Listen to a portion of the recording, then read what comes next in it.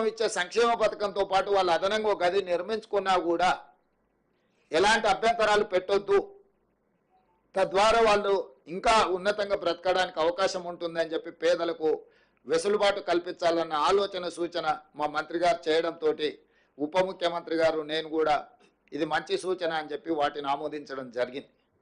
లేకపోతే ఈ నిబంధనలు పెడితే కింది స్థాయిలో తప్పిదం జరగడానికి కూడా కొంత అవకాశం ఉంటుంది. సో తప్పిదాలు జరగకుండా ఉండడానికి పేదలకు ఏది మేలు జరుగుతుందో, పేదలకు న్యాయం చేయడానికి అవసరమైన అన్ని నిర్ణయాలు పారదర్శకంగా తీసుకోవాలనేది మా ప్రభుత్వం యొక్క ఆలోచన. ఆ ఆలోచనలో భాగంగా మొదటి సంవత్సరము ప్రతి నియోజకవర్గానికి 3,500 ఇండ్ల కేటాయింపులో భాగంగా 4,50,000 ఇండ్లకు 5 లక్షల రూపాయలతోని పరిపాలన అనుమతి ఇవ్వడం జరిగింది. ఈరోజు ఈ యాప్ను ప్రవేశపెట్టడం ద్వారా లబ్ధిదారుల ఎంపిక ప్రక్రియ పారదర్శకంగా సరళీకృతంగా జరగడానికి అవకాశం కలిగింది. అందుకే ఈరోజు తెలంగాణ పేదలందరికీ ఇది ఒక పండుగ. ఇందిరమ్మ రాజ్యంలో నిజంగా పేదలు ఇంటి ముందు వెలుగులతో పండుగ చేసుకునే సందర్భము. పెద్దలు అందుకే అన్నారు, ఇల్లు కట్టి చూడు పెళ్లి చేసి చూడు అని. ఇల్లు కట్టించే బాధ్యత మేము తీసుకుంటాము. ఇంట్లో యుక్త వయస్కు పెళ్లికి వచ్చిన వాళ్ళ బాధ్యతలు పెళ్లి చేసి ఆ కుటుంబ సభ్యులు తీసుకోవచ్చు. ఎందుకంటే ఈ ఇల్లు కట్టుకొని ఆత్మగౌరవంతో వారి ఇంటి ముందే వాళ్ళ పండుగ కార్యక్రమాలను చేపట్టుకోవడానికి ఇది అవకాశం ఇస్తుంది. అదేవిధంగా ఈరోజు మీరు అనుకోవచ్చు, లబ్ధిదారులు చాలామంది ఉన్నారు, ఏ రకంగా ఎంపిక చేస్తారని. అత్యంత నిరుపేదలు మొదటి ప్రాధాన్యత.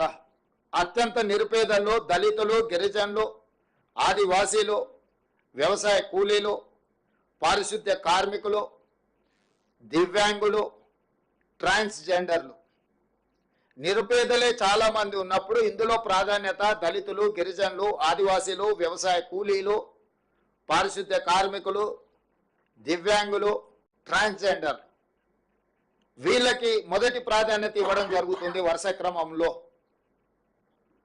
ఎందుకంటే ఒక ప్రాధాన్యత అంటూ లేకపోతే రాజకీయ పైరవీలకు ఒత్తిడికి అవకాశం ఉంటుంది. ఈ ప్రాధాన్యత క్రమంలో వీళ్ళకి కేటాయించడం జరుగుతుంది.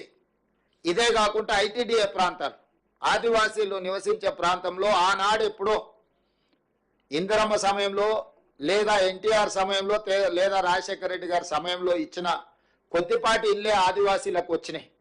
నేను ఆదిలాబాద్ ప్రాంతంలో గూడాలకు నేను వెళ్ళొచ్చిన. ఆదివాసీ గూడాల్లో నేను స్వయంగా పరిశీలించిన.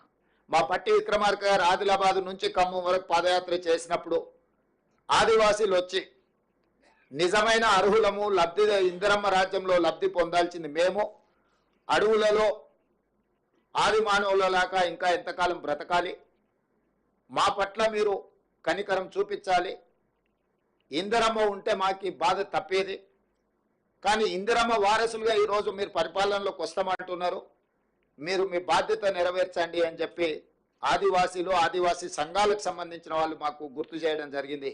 అందుకే ఈ వేదిక మీద నుంచి ఐటీడీఏ ప్రాంతాలకు ఈ కోటాలతో సంబంధం లేకుండా అక్కడ ఉండే జనాభా ప్రాతిపదికన అదనంగా కొన్ని వేల ఇండ్లు మంజూరు చేయాలని మేము ఈరోజు అనుకున్నాం. ఐటీడీఏ ప్రాంతాలను ప్రత్యేకంగా మేము పరిశీలిస్తాము, వాటిని ప్రత్యేకంగా తీసుకుంటాము. ఏంటంటే నిజమైన లబ్ధిదారులు తెలంగాణ మూల పురుషులు, ఈ ప్రాంతానికి ఈ ప్రాంత మట్టి మనుషులు వాళ్ళే. ప్రభుత్వ సంక్షేమ పథకం వాళ్ళకి చేరినప్పుడే మా లక్ష్యం నెరవేరినట్టు. అందుకే ఈరోజు సీతక్క గారు పదే పదే నా దృష్టికి ఈ ఆదివాసులకు సంబంధించి ప్రత్యేకంగా ఇండ్లు ఇవ్వాలి అని చెప్పి వారు విజ్ఞప్తి చేయడం జరిగింది. అందుకే ఈరోజు మా మంత్రివర్గ సహచరుల అనుమతితోని ఆదివాసీలకు ప్రత్యేక కోట, ప్రతి నియోజకవర్గానికి 3,500 ఇండ్ల కోట కాకుండా అదనంగా ఆదివాసీ ప్రాంతాలు, ఐటీడీఏ ప్రాంతాలు ఏవైతే ఉన్నాయో ఆయా ప్రాంతాల జనాభాను దృష్టిలో పెట్టుకొని వాళ్ళ కోసం ఒక ప్రత్యేక ప్యాకేజ్ కేటాయించడం ద్వారా, ఫర్ ఎగ్జాంపుల్ అచ్చంపేటలో చెంచులు ఉన్నారు, నల్లమల్ల అడవుల్లో ఉండే చెంచులను ఏ రోజు వాళ్ళకు న్యాయం చేద్దామన్న ఆలోచన గత 10 సంవత్సరాలు చంద్రశేఖరరావు గారి ప్రభుత్వం చేయలే. వాళ్ళని మనుషులలాగా గుర్తించడానికి కూడా ఆ ప్రభుత్వం ముందుకు రాలే.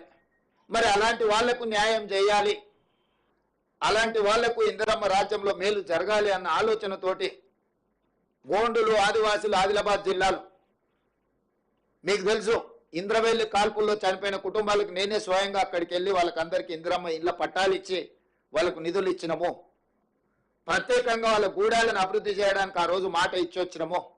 అది ఖమ్మం భద్రాచలం కావచ్చు, లేదా ఉట్నూరు ప్రాంతం కావచ్చు, ఎన్ని ఐటీడీఏ ప్రాంతాలు ఉన్నాయో ఐటీడీఏ ప్రాంతాలను ప్రత్యేకంగా ప్రభుత్వము